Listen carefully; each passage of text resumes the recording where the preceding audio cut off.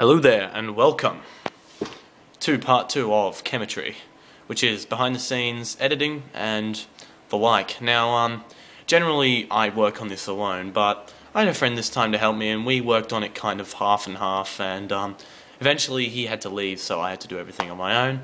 This is just a video to show you how I did the editing process and nothing more. It's just how I did it, not how you should do it, especially not how a lot of people should do it, because they have different settings.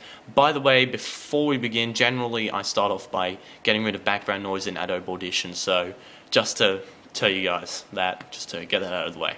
Alright, well, enjoy, and yeah, that's about it. Okay, we started off with making it fit the 1280 times by 720 pixel screen size, because generally it does not fit that. We had to stretch it out, you know, play around with it, stretch it out. I'm not going to do it because it's rendering right now and it might actually stuff everything up, so I really don't want to touch that. We have quite a bit of things. Those are all the compositions. This is all in German, so yeah, it would be pretty useless if I tried to make a tutorial in English anyway. Now, this is the... I actually have to have a look at this. Yes. This is where we set all the positions. So, as you can see, we're zooming in with the video, right here,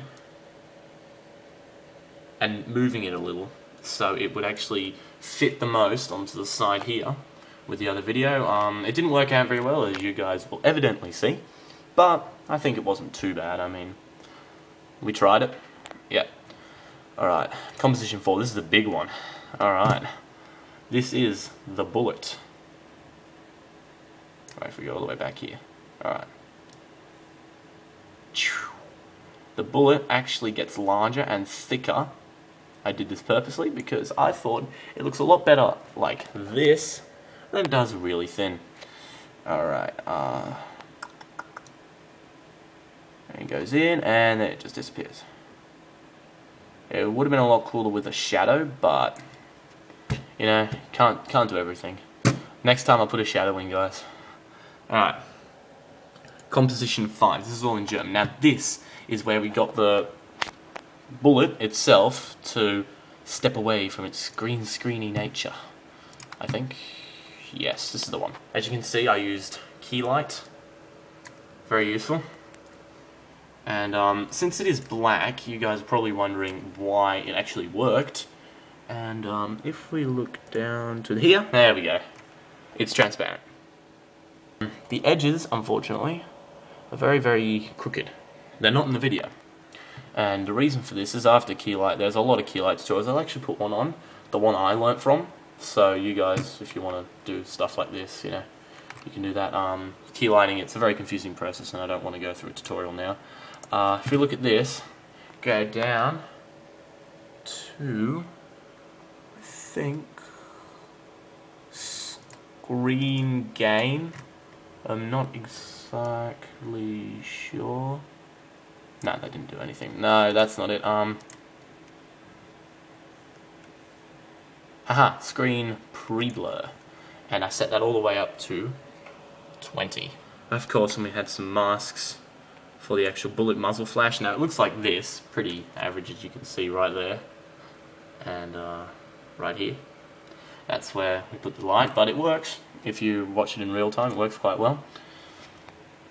And now here's for the explosion. I tried to do mask for the light. That didn't work. No, it didn't work, not at all. But I did get a very nice boom crash effect. Now, as you all know, Freddie W has a couple of tutorials, and I tried to use this for the muzzle flash effects. I tried to use a black one, and he tried to explain to me how you could use this thing to get rid of the black, but not the actual color. That didn't work for me. I tried Keylight, that didn't work either. As you can see, the Keylight is actually up there, but it's useless. It didn't do anything. So this is Sequence 8, or whatever I called it, and it's actually black generally. But what I used Lighten.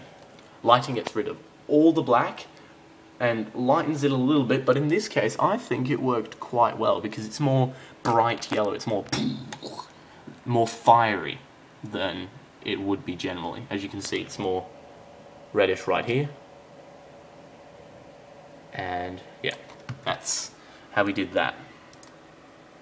And of course here is the actual black video.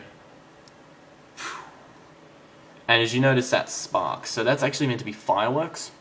And I took that out because I didn't want that in the video. I just wanted to have it, you know, kind of fade away, not into nice sparkly things, and I had to play around a lot with that, and I don't want to get into that because that's stupid as well. Alright, now this is probably where I had the most effects. No, this isn't where I had the most effects, but I had quite a bit of effects. As you can see, I use Freddie W's screen tutorial, and if you look right here, the smoke actually moves with the barrel of the gun, and in real time it looks very nice.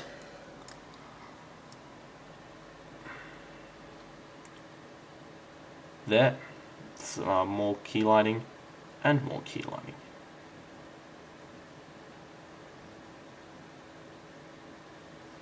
Turn around, I slowed this down because I wanted to get that slow effect, and then splash like that, and of course I split it, made an image, and made an image of the splash. Very simple. Now this is where I had the most difficulties with masks, because I hate masks. Alright, I'll confess it, I hate masks because they just don't work with me. They hate me and I hate them. But this one was particularly irritating because I had quite a few masks, as you can see, and I had to play them all around, and eventually though, after quite a long while of hard work, made some nice lighting. And I think the lighting worked very well with the way the gun was positioned, and of course for the actual effects I used one of these things. Can't remember which one. I just picked them at random. Alright.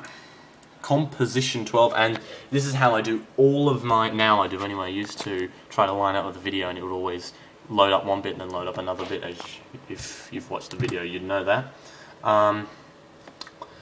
Here, however, I created just the one composition, which took about 20 seconds right here. 20 seconds for the composition. And it was no sound on it. I put in the videos, put in the audio, and just said, you know, this is what happened, and then I put in, of course, annotations later on. This is my brightness and contrast settings, so this is here.